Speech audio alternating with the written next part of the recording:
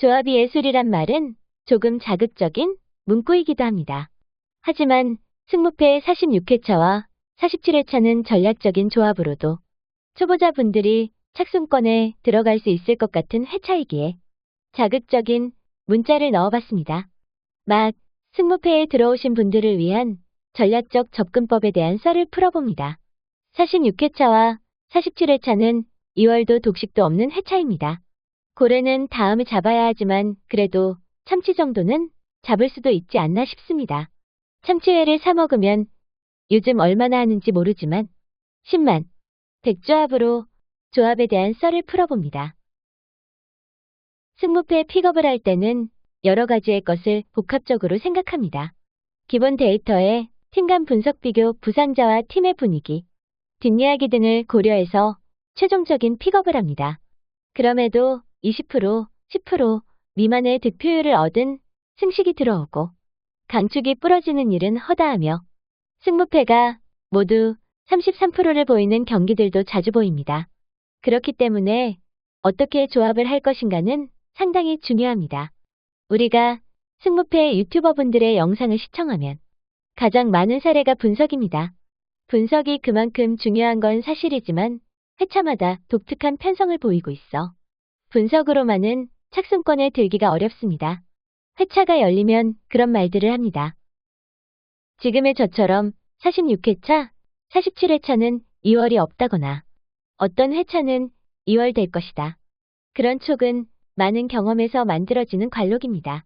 하지만 2월이 될 회차거나 독식이 유력한 회차라고 생각하면 거기에 맞는 전략적인 조합을 해야 하지 않을까요? 2월 회차라고 생각해도 다적중자가 나올 거라 생각해도 언제나처럼 똑같은 방식으로 접근을 한다면 착순권 바깥에 머물 수밖에 없습니다. 2월 회차는 거기에 맞게, 다적중 회차는 또 거기에 맞게 조합을 해야 하는 것이며 그 조합에는 울산은 절대 부러지지 않는다는 생각을 가지고 있어도 조합에 의해 꺾을 수 있어야 착순권에 들어갈 수 있지 않나 생각해 봅니다. 데이터와 부상자와 팀의 분위기와 흐름은 모두가 사실입니다. 우리가 바꿀 수가 없습니다. 너 다쳐서 못 나와. 오늘 다 나을 거니까 내일 주전으로 뛰어. 우리가 신이 아닌 이상 바꿀 수 없는 건 바꿀 수 없는 거지만 조합은 우리 마음대로 할 수가 있습니다. 46회차와 47회차는 2월 회차가 아니기에 초보자분들이 전략적인 조합으로의 접근을 시도해 볼 만하지 않나 싶습니다. 제가 어떤 놈들을 픽업했는지 보다 그 조합 과정을 봐주시면 좋겠습니다. 46회차엔 부러질 수 없는 축의 경기가 4경기가 됩니다. 우린 14경기가 아닌 10개의 경기만 적중하면 됩니다. 물론 이건 저의 개인적인 생각입니다. 여러분은 각 개인에 맞게 올림픽 축구에서 4경기의 축을 잡아놓으시면 됩니다. 그럼 참치회값 10만원 100조합으로 조합을 해보겠습니다. 횟값을 버리거나 착순에 들거나 둘 중 하나겠죠. 조금 전에 회차마다 편성이 다르다고 했는데 이번 회차는 100조합 정도면 착순에는 들어갈 수 있는 회차라고 생각하기에 지금 이런 썰을 풀고 있네요. 14경기 중 서비스로 지정한 4경기를 제외하면 10개의 경기가 남습니다. 그중 혼전이라 생각하는 2경기, 12경기를 3픽으로 삭제하면 8경기가 남게 됩니다. 그 8경기 중 더블픽 3경기를 가져가면 단폴은 5경기가 남네요. 이 5경기를 제대로 잡아내는 게 착순권에 들고 못 들고의 갈림길이 되겠네요. 다시 말씀드리지만 제가 픽업한 게 중요한 게 아닙니다. 여러 승무패 유튜버분들의 영상을 보시고 또 스스로 분석하셔서 최종 조합을 하더라도 이런 방법을 써보는 건 어떤가 하는 걸 이야기하는 겁니다. 여하튼 축 빼고 삭제한 2경기 빼고 더블픽으로 가져간 3경기가 적중한다고 가정하면 가정이라도 해야 이야기가 되죠. 그럼 5경기가 남습니다. 이 중 2개의 경기를 틀린다면 이론적으로는 우린 3등에는 적중을 하는 것입니다. 소설을 쓴다고 이야기하겠지만 가능성이 희박하다고 생각하지는 않겠죠? 이게 그냥 무작정 분석으로 최대의 가능성을 뽑는 것보다는 더 좋다는 겁니다. 일본과 우리가 전쟁을 하면 일본은 해군이 강하고 우리는 육군이 강하고 걔네는 잠수함과 군함이 몇 대이고 우리는 상대적으로 그게 약한 대신에 미사일이 강하고 등등의 것이 분석이라면 이 전쟁을 이기려면 어떻게 작전을 짜야 하는가가 전략인 것과 같겠죠. 회차마다 편성된 경기가 다르다면 그에 맞는 전략적인 조합을 짜야 한다는 겁니다.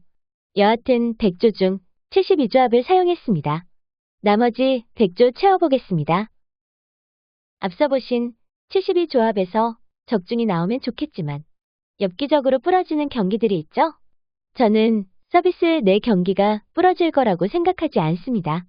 하지만 그건 제 생각이고 지나온 회차들의 결과에서 부러지지 말아야 할 놈들이 부러질 때 2월이 되죠.